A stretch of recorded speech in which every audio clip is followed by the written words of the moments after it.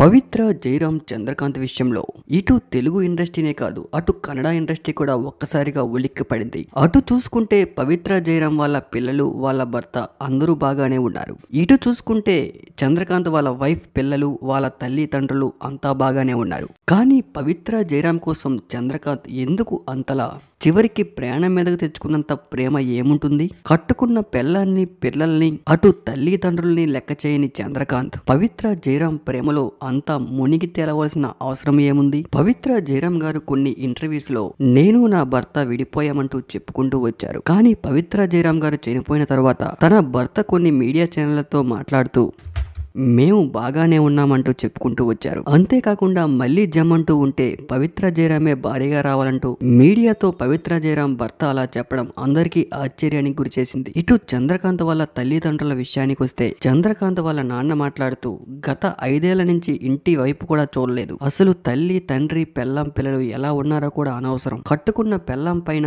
కన్న పిల్లల పైన లేని ప్రేమ పవిత్ర, జయరాం పై అంతా ఎందుకు వచ్చింది? చంద్రకాంత్ వైఫ్ మాట్లాడుతూ నా భర్తకు ఆమె ఏదో మాయ చేసింది, ఏదో మందు పెట్టింది అన్నట్లుగా అటువైపు చంద్రకాంత్ వైఫ్ మాట్లాడుతూ ఎమోషనల్ అయ్యారు. ఫుల్ గా తాగేసి వచ్చి ఇంట్లో కూర్చొని నా ఎదురుగే తనతో వీడియో కాల్ మాట్లాడి నన్ను చిత్ర హింసలు పెట్టేవాడంటూ ఇటు చంద్రకాంత్ వైఫ్ మాట్లాడుతూ ఎమోషనల్ అయ్యారు. చంద్రకాంత్ చనిపోయే ముందు కూడా పిచ్చి పిచ్చిగా ప్రవర్తించాడని వాళ్ళ నాన్నగారు చెప్పుకుంటూ వచ్చారు.